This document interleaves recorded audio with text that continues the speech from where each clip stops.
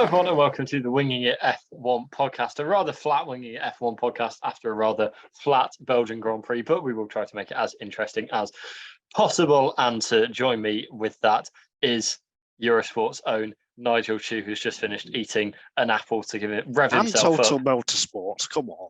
All right, and Total Motorsport, and not Micro anymore, who's just finished an apple to rev himself up, give himself that sugar rush that he's going to need for today's episode. Nigel, how are you? Yeah, very well, folks. For the first time in quite a few Grand Prix weekends, I watched every F2, F3, and F1 race. So, and it wasn't, the F1 wasn't great, but overall it was pretty good. And it made me love Spa as well. So yeah, I've not done that fight probably since, I don't know, Austria or something.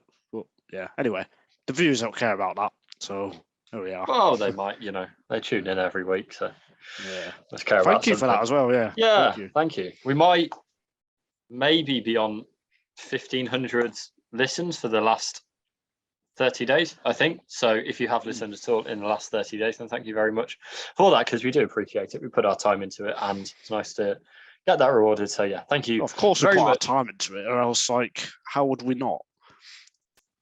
Yeah, good point. But well, we could just do it and then send it off to an editor or something. I don't know. But anyway, yeah, thank you very, very much for listening, and we're glad that you're enjoying it as much as we are, even if you didn't enjoy this Belgian Grand Prix. So Max Verstappen won from 14th on the grid, and it wasn't even close, really. He was within striking distance very early on, thanks to a good start and then an early safety car that we will talk about later. But yeah, it was just a driver starting three quarters to the back of the grid. It was a very easy win for Verstappen.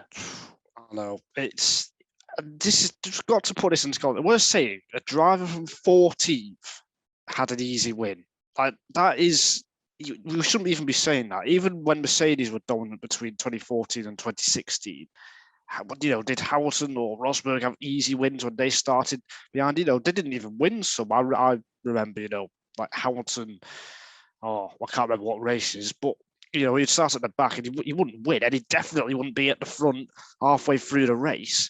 It's just ridiculous. And in qualifying as well, to be half a second clear after just doing one lap in Q3. He did one lap in Q2 as well, and I think he did one lap in Q1. Did he do one or two? I can't remember, but either way, he was just, it was like Vettel in Singapore, I think 10, 11 years ago. No, Vettel in China it was, when he had an engine problem or something, and he could only do one lap in each segment of qualifying. That's what Verstappen effectively did this weekend, and he just absolutely executed it perfectly. Saved some soft tyres along the way as well. And yeah, in the race, I think we saw on lap one, I was watching him carefully on the way down to Eau Rouge. He was very cautious, he left the margins of the car in front, just to make sure he wasn't involved in any incidents. He wasn't. And then he had the best car, and he made the most of it, and some, with some phenomenal driving to beat Perez by such a big margin after starting 12 places behind. It's just not normal. So yeah, there you go. I think, unfortunately, the championship is over because we needed Ferrari to come flying out of the blocks, and it hasn't happened. Red Bull and Verstappen are just on another level, quite frankly. Yeah, it was. Yeah, it's like you say, just that whole package was just streets ahead of anything else on the grid today, and that's kind of all you can say for it. And Sainz saying after the race that he's hoping they'll be stronger in Zandvoort, but then Red Bull should be on top again in Monza. So it's not even, they're going to come out of this triple header with an even more extended points lead than they already had, most likely. So yeah, it's a bit, like I said, a bit flat after the race, just seeing the absolute dominance that Verstappen pulled off. And yeah, like you said, there's not really precedent for it in the last, 8 or so years at least. So yeah, I think credit has to go to the team as well to build a car this good. I remember, this time last year, people said, Red Bull are putting not too much development into the 2021 car to try and beat, to try and win the championship, which they did. And then, they still built they now have the fastest car this weekend. Overall, you can probably say it's been 50-50 with Ferrari over the 14 races so far. So what the team have done, led by Adrian Newey, of course, but everyone else, the hundreds of people at Red Bull, they've done an amazing job to win the championship last year, and they're going to win the championship again this year, probably the constructors as well. So massive credit there. And the development path they're taking looks like it's a pretty good one, because the upgrades that they had, it's clearly put them a couple of steps ahead of Ferrari now. And again, by the same token, then looking ahead to next season, they can already be on that path and getting a head start on all the other teams. So yeah, a pretty good afternoon if you're working at the factory in Milton Keynes. But do you think there could have been anything different? Because to me, even if Leclerc had started first and Verstappen had started last, it would have been exactly the same result, which is the depressing thing.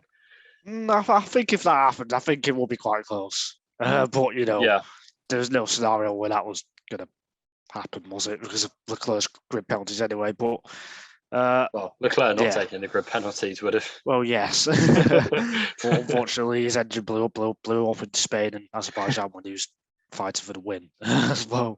But anyway, no, I think it was quite clear Red Bull had the fastest car on the straights, even in the middle sector as well. Totally dominant. Verstappen, he just completely gelled with the car. I think straight from practice, he said on Friday that he immediately on his first lap, the car felt good. And when the car feels good in first practice on your first lap, that's exactly what you want. Rather than chasing the setup or trying to have a big swing with the setup to try and find some performance, Red Bull didn't need any of that. And even in the cooler temperatures on Friday and Saturday, and then in the warm weather on Sunday, it didn't really matter what conditions that there were at Spa. Verstappen was always fastest. So yeah, there was no chance for anyone else, I think. Yeah, I think, I agree. And on Leclerc, how do you rate his race? He eventually finished sixth. He crossed the line fifth, but I don't know. It's just a Ferrarism. He came into fit for the fastest lap and then came out, was overtaken by Alonso, and then had to go back and didn't get the fast lap in the end. And then to cap all that off, he's now had a 5-second penalty for speeding in the pit lane, which drops him back behind Alonso. But aside from lap 42 onwards, how do you rate his race? Pretty quiet. I think he would have expected to come through the field a bit faster, perhaps. Obviously, he had that tear-off problem, which meant he was at the very back for the first restart. So, and from there, he was just always going to be on the back foot. I think the podium was all he needed. Another safety car really to get back into it, which he never got, because when you're in traffic at the start of a safety car so early in the race, just to get through those cars, he was losing like 2 seconds a lap to the leaders, so he just had too much to do to even get close to third. So a pretty quiet race, and then the thing in the end, I'm not even going to talk about. I mean, what are they doing? Honestly, it's just amateur. It's just poor. Yeah. I mean, we've put out a video of me talking about Ferrari's strategy on YouTube, which you should go and watch, because it's an interesting one, a very ranty one. so yeah. That means Nigel's filled his allotted time for ranting about Ferrari for today, at least. But yeah, come tomorrow. Wait till next Sunday. For the Zandvoort review will be back there again. But yeah, I tend to agree. I think the tear-off issue really kind of set him back. But equally, I don't think it would have been that different in the end. I think, like you said, he just didn't have the same cutting edge coming through that Verstappen did. And yeah, it was just another disappointing weekend for Leclerc. But again, before, I don't think there's much aside from the last few laps. I don't think there's too much that could have done differently. Really? Do we think? I think we should talk about this now. The technical directive that's been introduced this weekend, has that dropped Ferrari back a bit, or is it just a track specific thing? Because before the summer break, it was pretty level, wasn't it? Yeah, but we'll have to see more races, of course. But from this one race, it does look like, Ferrari fall back a little bit. Yeah, I don't know between. I don't know. Red Bull working over the summer break. It's a track that I thought would play into their hands anyway at Spa. So it's This margin, though. Well, that's the thing that's kind of difficult to quantify, but yeah, I think it's too early. I don't think it's made the kind of catastrophic difference that some people were making out. I think that's I'd say that, and I think wait and see. I don't think it's margin. I think if there is any difference between Ferrari and Red Bull, I think it's marginal. I think this was. Yeah, I think it would have suited Red Bull anyway, and I guess maybe comparing Sainz and Perez. No, I don't think there's that much definitively there yet. But what do you disagree? I want to disagree. I think you're right. We do have to see more races. I just expected Ferrari to be a bit more competitive. I think it's difficult to distinguish between upgrades and this technical director because and even the teams won't really know, I think. So that's what the difficulty is. It's just, for those who don't know, Red Bull and Ferrari were the teams that were said to be targeted for this. George Russell was alluding that Ferrari and Red Bull were doing something with their flaws before the Hungarian Grand Prix. He said Mercedes would be closer, which obviously hasn't happened. So yeah, it's difficult to say. I don't think it has changed anything overall. I think it's just a matter of the track, the conditions, Verstappen, upgrades, meaning Red Bull have jumped ahead a bit, I think. And on that, do you think Mercedes will be disappointed that they hadn't taken a bigger step forward? So I think I said in the preview, I didn't think this would really play to their strengths that they had even before the summer break. But even so, they did seem to have gone backwards, if any movement, to be honest. 100%. We know the straight line speed is the weakness. So sector 1, sector 3, they were always going to be weak. But sector 2, the middle sector with the high speed corners, they were still half a second behind Verstappen, and that is meant to be where they can at least match Red Bull. So, and that's what we saw at Silverstone, another high speed circuit, which has high speed corners. So yeah, they were a long way off. I mean, Hamilton 1.8 seconds around in qualifying. He was stunned at it, quite frankly. So bad weekend for Mercedes. I think the cooler conditions, for me, I'm seeing a trend now where colder weather, Mercedes are struggling, and warmer weather, they're a bit closer to the front two teams. That is, I wouldn't say, well, yeah, in fact, yeah, I'd say that's quite definitive now. I'd say that's Silverstone that cold? No, it's hot. That's what I'm saying. That's what I mean. It didn't. Was it that hot? Yeah, I think grass was yellow, wasn't it? It was a hot summer's day, I thought, Silverstone. I don't know. We'll start of July. Yeah, I don't really remember the heat wave. I moved down to London. I moved down to London on that weekend, and it was quite hot. Oh, okay. Yeah, it was definitely above 25 at least.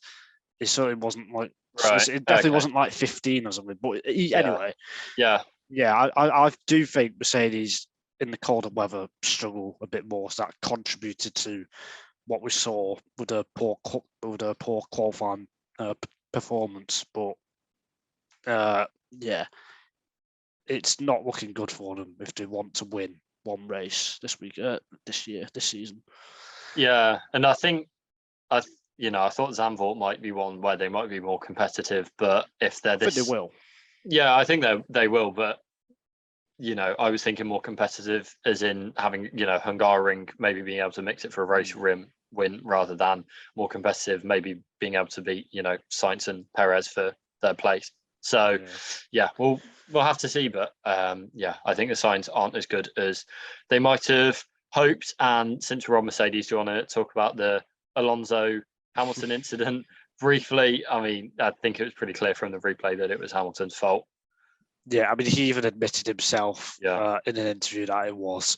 After last year's... I dozed off while that was going on.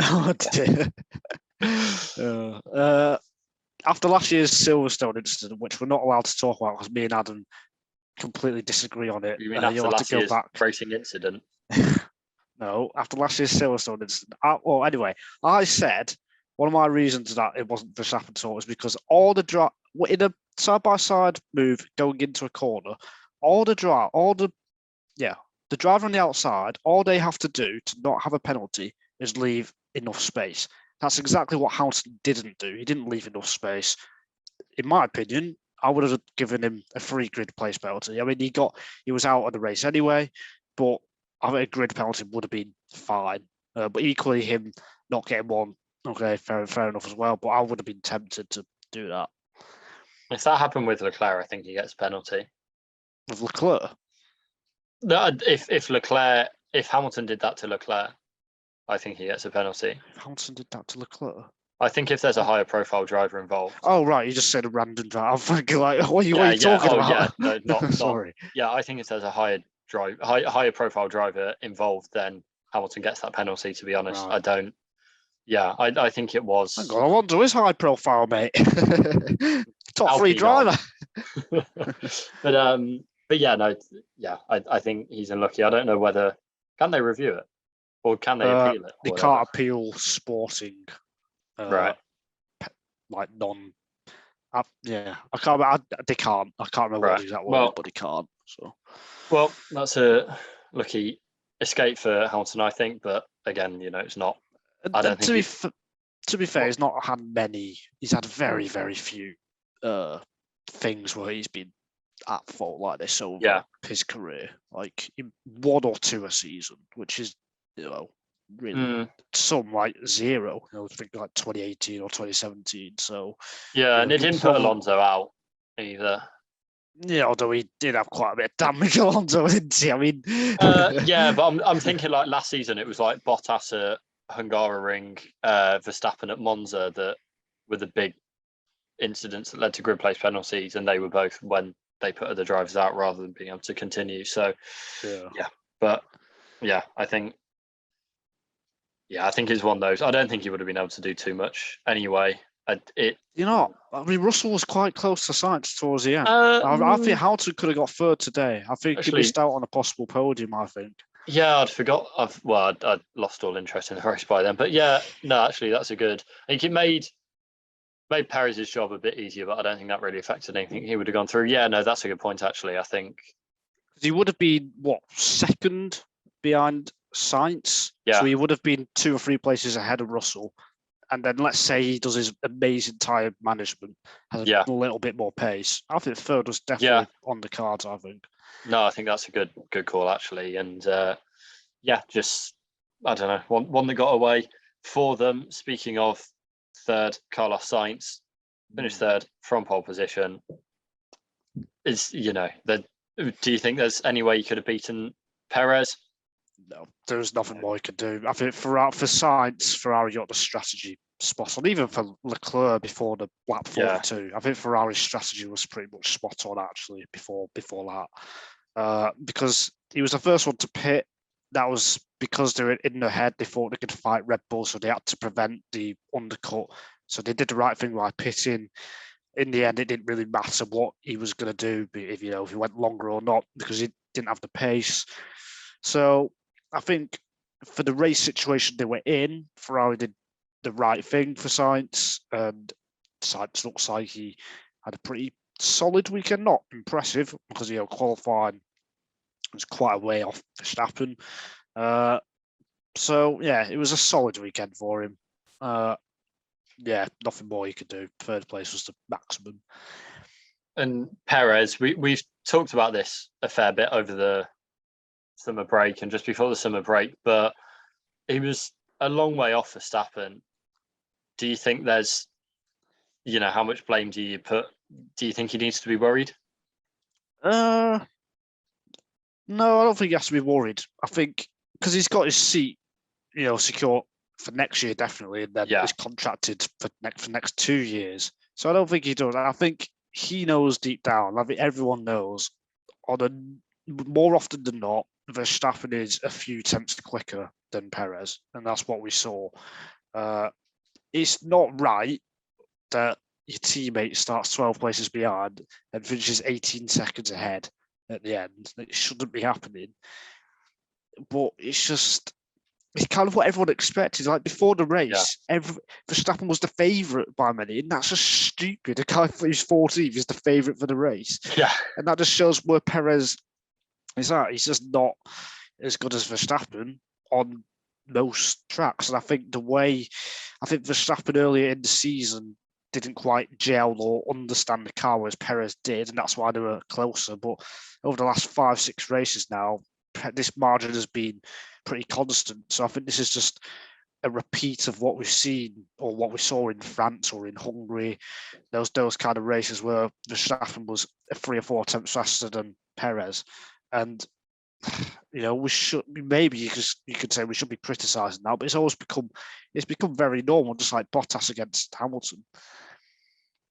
Yeah, I don't know. I just think there was, even at Hamilton's peak, Bottas would still outqualify him on occasion or be able to get close on occasion. I just don't.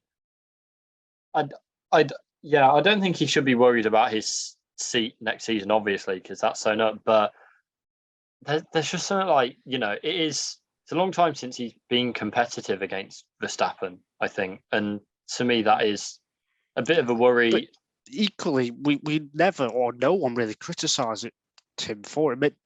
Should we? Or because for me with Perez, I always look at his result. He's the only driver, I think, on the grid where I look at his result rather than his performance, because that's what's more important for Red Bull.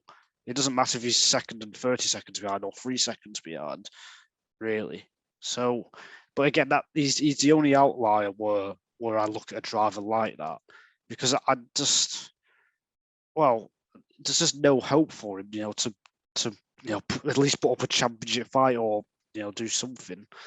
Yeah, no, I agree on the championship fight, but I just think like he's not just being competitive against Verstappen, and if that continues, or it just seems to be getting worse. And in terms of results, this was his first podium in 4 races since Silverstone. So yeah, I just think if this carries on, it's going to start weighing heavily. And I think psychologically, I know he's not going to be expecting to beat, he's a racing driver, but I think he'll know that it's not the end of the world if he's not beating Verstappen every week. But I do think if he is getting crushed like this, that's not gonna.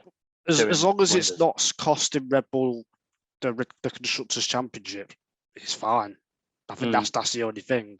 Last year, you could probably make the argument Perez did potentially cost Red Bull the Constructors, although personally, I think Mercedes had the fastest car, so they deserved it. I think Red Bull's mindset cost Red Bull the Constructors. Plus, last year, was unique. Red Bull wanted the drivers more anyway, but this year, Perez definitely isn't costing Red Bull the Constructors. I mean, they've had 4 1-2s this season. That's pretty decent for a team that's not exactly dominated this season. Yes, they were dominant on Sunday, but not the whole season. So, I think for him, as long as he's getting second or third, it doesn't matter how far behind he is or how much he's out qualified by. As long as he can qualify in the first couple of rows, finish second or third, he's doing the perfect job, I think. Yeah, well, I think, we'll have to. Well, I say we'll have to see, but it is. I mean, the Constructors' Championship looks over now as well, doesn't it?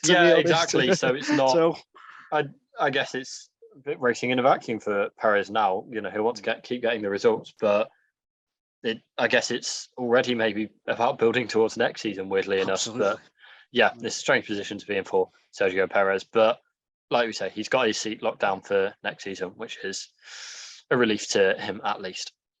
And from one former McLaren Spanish-speaking, no, fuck that up. Go on. Yeah, go on. And from one Spanish-speaking former McLaren driver to another, Fernando Alonso, as we mentioned, with Leclerc, finished 5th in the end, even with the potential damage from the Hamilton incident. How do you... it seems a pretty good return. Started third, slid back as 2 faster drivers came up. He was out of the running at the front. Well, he had a good start, actually, and then what happened with Hamilton happened, and that was that. But, good race for Nando. Yeah, pretty good race. I think To be honest, I think Ocon was better though this weekend, beating him in qualifying Yeah, before his penalty, and then for Ocon to get to where he was, I think Ocon was the better driver. I've not said that many times this season. We had a big, I think we had a podcast a few weeks ago talking about Ocon and how, has his stock kind of, let's say, plateaued a bit.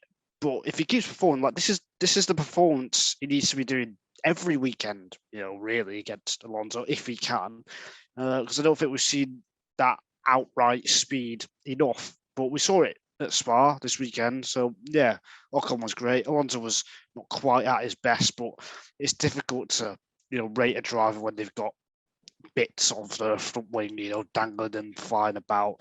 But then, we've still got fifth, which was the best he could have done anyway. So, it didn't really matter. But yeah, in terms of head-to-head performance, Ocon was the better driver of the Alpine pair this weekend. Ocon was closer to Perez than Perez was to Verstappen in qualifying. Yeah, I think that's what.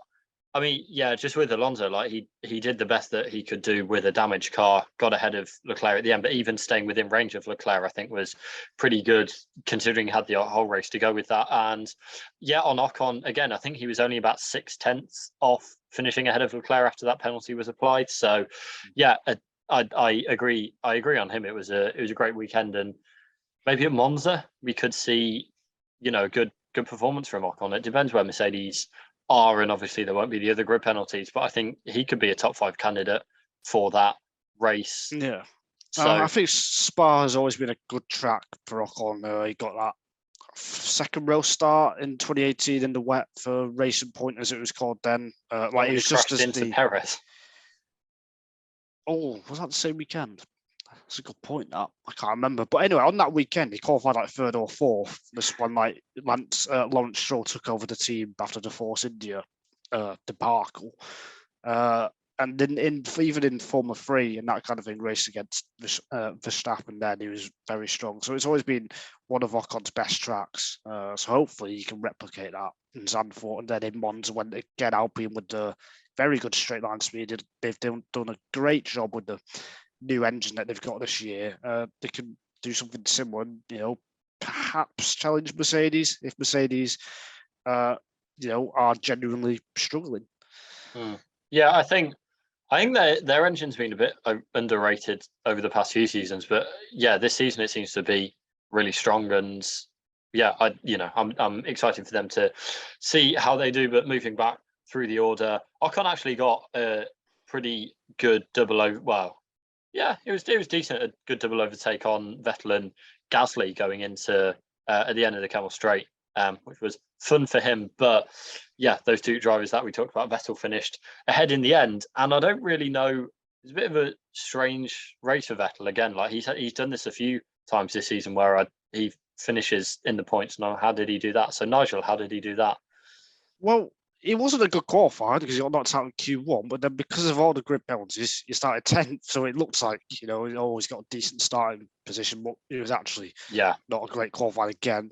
But yeah, basically, whilst a lot of drivers went medium, he went medium, hard, then medium. And he was in that train with which Albon was holding up in the middle of the race. But then I think he managed through the pit stop phase and with a few overtakes as well, he managed to jump that Albon train, and that's how he ended up getting behind, finishing behind Ocon. So yeah, a mixture of strategy and a couple of then overtakes at the right time got into that position. So yeah, in terms of the result, great. In terms of the performance, qualifying poor, race pretty good. Fair enough. And Pierre Gasly, who started the race from the pit lane, I believe. Yeah, he did. Yeah. Do you think that's weird that both Alphas decided to wait until after qualifying to do their part change? Where did they qualify? What was it? So Gasly qualified. Well, Tsunoda was 19th, so that's understandable because he's 19th anyway. So you might as well take more. And then Gasly 12th. So I don't know, a little bit strange, but did it? So yeah, maybe they could have got a few more points for Gasly if he didn't do that. So yeah, that was a bit strange. But then for his race, he did his second final pit stop on lap 22, so halfway through the race. And then he did a long stint on the mediums and basically undercut about 4 or 5 different drivers. And that's how he got into, was it ninth in the end, Adam? Yeah, ninth. Yeah, so that's how he got that. He basically pitted, did his last stop quite early, used a fresh rubber, and then held on at the end. So it's a great little stint from Gasly there. Yeah, I don't know. It just seems a bit weird to pass up. Where would they have started? Like 7th, 8th to, drop to the back. I mean, there were people saying it was a Red Bull conspiracy, which I quite like, to be honest. So I'm just going to count that as the truth. But yeah, that's the first I've heard of that. I didn't even think of that. Oh, I think Di Resta broached it in commentary and then again in the race, but or in qualifying and then again in the race. But yeah, I think, well, hopefully it'll do them good come Monza. But again, I think, they would hope to be doing better. I think AlphaTauri, and they don't seem to have made that step forward really over the summer break, which isn't entirely. Sorry. I was just going to say, I mean, Gasly hasn't scored points for such a long time now. All the way since I'm just looking out, Azerbaijan was his last point score. So that says it all. Yeah, and he did.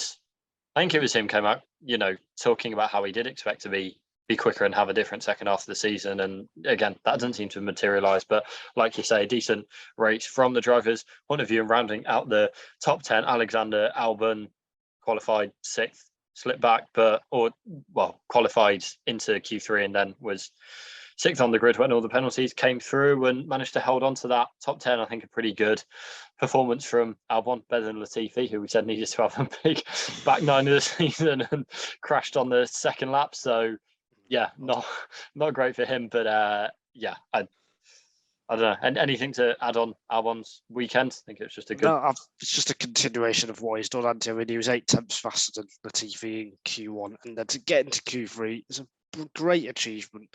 If he didn't have his, and then in race, obviously, the Williams had great straight line speed.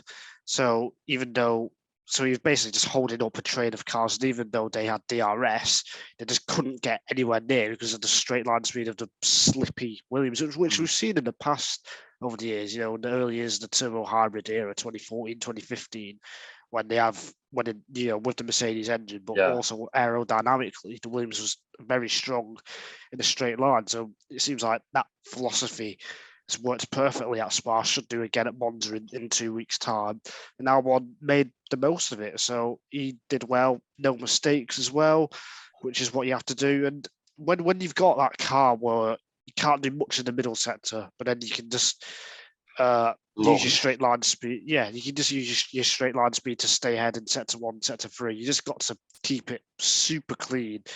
And then you can keep everyone behind like that. I mean, the McLaren's they couldn't even get anywhere near at all. They were miles behind, even with DRS. So, yeah, great job from Albon then. Yeah, it's just a continuation of what we've seen. If he didn't have that stint at Red Bull in 2020, then we will be seeing getting into a top car. But unfortunately, he has. And he's doing all the right things again. Yeah, and he signed to Williams for, is it 3 years? Or just multi-year deal? Yeah, I can't remember, but I mean, is he going to stay there for 3 years? Probably not. So yeah, fair point.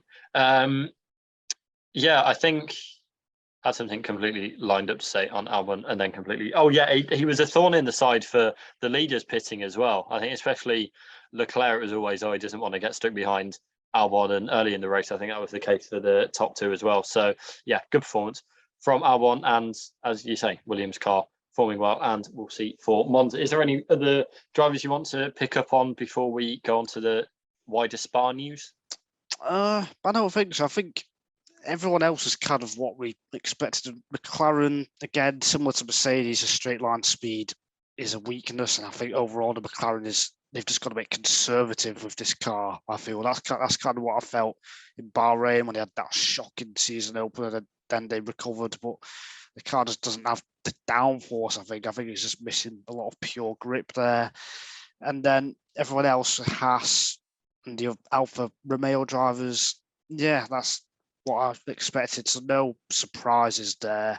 The grid penalties was a bit of a mess, I thought, on Saturday, because we didn't even know, even after qualifying, we didn't even know the full grid then, which is a bit of a pain.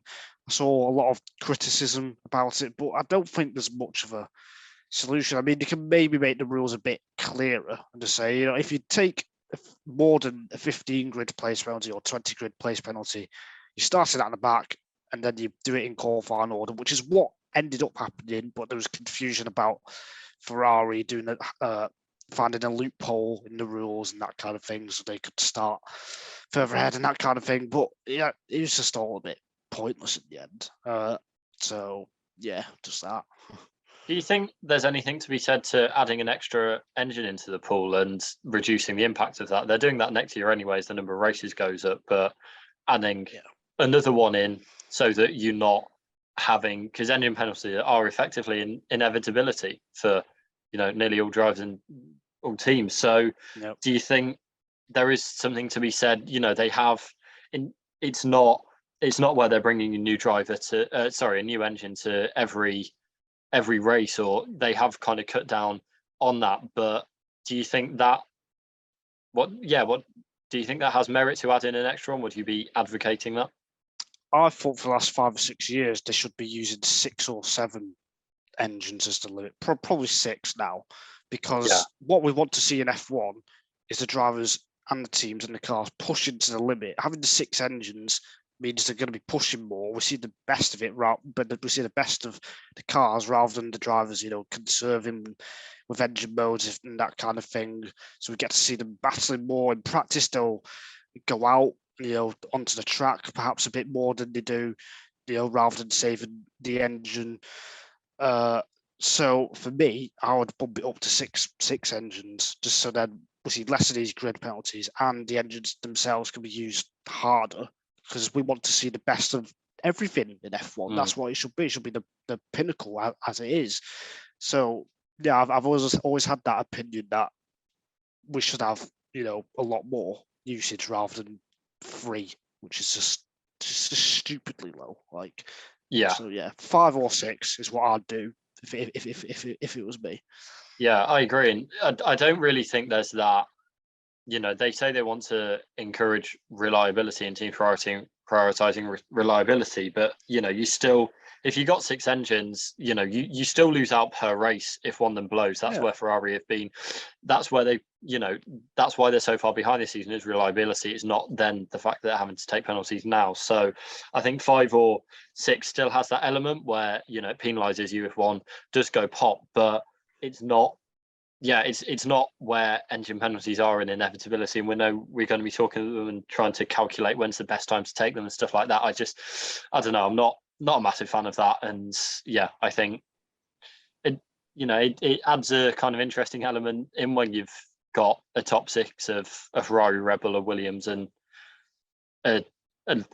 Alpine and 2 Mercedes. But it's a bit, I don't know. I'm just not really a fan of that. I think they can expand it and still keep the principles that they want to keep there.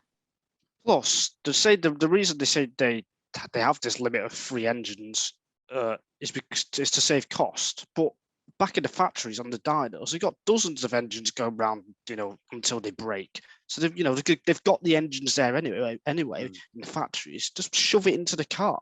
Like they've got them there.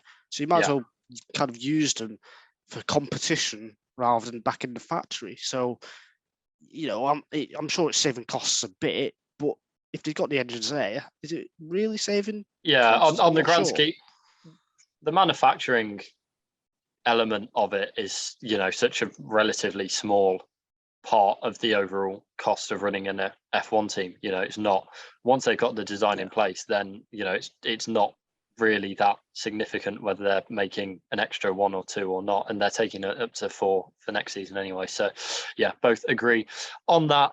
And final piece of news is Spa will stay on the calendar for 2023, which this wasn't the best race to advertise Spa's merits. But Nigel, what was your reaction to that news?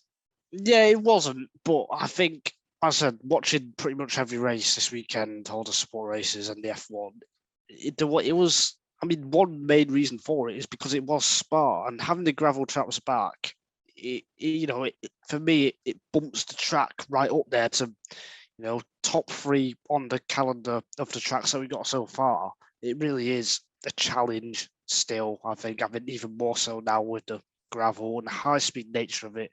Having cars, whenever cars go side by side going into Eau Rouge, I always hold my breath because I'm just kind of worried they're going to make contact and there's going to be a massive accident. So there's that kind of thrill which no other circuit you kind of get, I think. So yeah, it's fantastic news.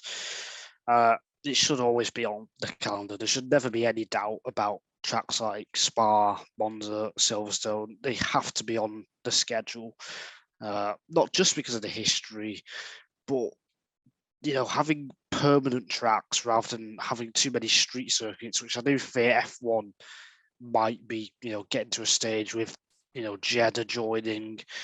They're thinking about making a Qatar track as well, and then we've got Miami join this year, Las Vegas next year. I think we need these permanent, great high-speed tracks on the schedule. So Spa has to stay, and there's always a good atmosphere as well. You always get thousands of Dutch people and people from the UK go as well. So yeah, very good news. Hopefully, there's no doubt about it in the future, but I'm sure there will because money talks. Well, yeah, exactly. I mean, I would say on the street circuits, we've got maybe a better quality of street circuits than we have in a while. You got Jeddah has produced good racing, as much as we don't like the fact that F1 races there. It has produced good racing. Monaco, Baku's produced plenty of drama, and Singapore's pretty well liked as well. So, yeah, I think but to your wider point, yeah, I think Spa needs to stay because there needs to be that balance. There needs to be that link to the 1950 F1 season, to the genesis of F1 and to the old racing, and still keeping it cutting edge today. And having, there's not that many really traditional tracks there, but having Spa there, like Silverstone, like Monza, like Monaco, I think really does bring that element. It is a bit of a worry that it's been so dull for so long, though. Yes, I think It's having such a long straight, like such a long flat out section, and then there's not a chance to repass afterwards, which is what you get at, say, Interlagos. We were discussing that earlier, where you've got that big drag up from the final corner all the way up the hill, but then you back that up through the center with another straight where you can try and get past again. So there's not that kind of, if you get past at the Camel Straight, you're through effectively. Yeah, I think I'm not sure why the races have panned out like this. It is a small coincidence, I think, but because I don't know. It's just it always seems to be thinking that thinking back to previous Spa races, the top team or one of the top teams always has the strongest engine, and then that means they're always ahead more than normal. Thinking back to this year or this year's race 2019 with Leclerc, and when Mercedes have won 2018, 2017. Sorry, Vettel won in 2018. When Ferrari still had a strong engine then Hamilton with his win in 2017. So I don't know if it's just the nature of the track because it's so power sensitive, and in F1 it's very rare that two engine manufacturers are so close at the top, apart from last year. But then last year, obviously, we didn't get a Spa race, like a proper Spa race. So whereas over the last 10 years, there's always been an engine manufacturer. This year, it's Honda/Red Bull powertrains that are at the top. So I think that is the reason why, at the front, there isn't much action. But then in the midfield, where everything's a lot closer, naturally, we always get lots of overtaking and action. So I think that is the only reason why. But then you can say, Bahrain is power sensitive and we always get good races there. So I think you have got a good point that the layout of it should, isn't creating good racing. But then, sorry, I'm going on for ages here. But then you can argue through Blanchimont, that's a flat out section. Then you got the home straight, and then you got the straight down to Eau Rouge, and then you got the straight to the Camel Straight. Like, all of that should mean we get loads of good side by side action. But we don't. I think maybe because we don't see much overtaking at the bus stop into the final chicane, like it's almost like the drivers just wait for the Kemmel Straight, knowing that they could just breeze by there rather than doing it on the brakes at the bus stop. I think that is another factor. I think.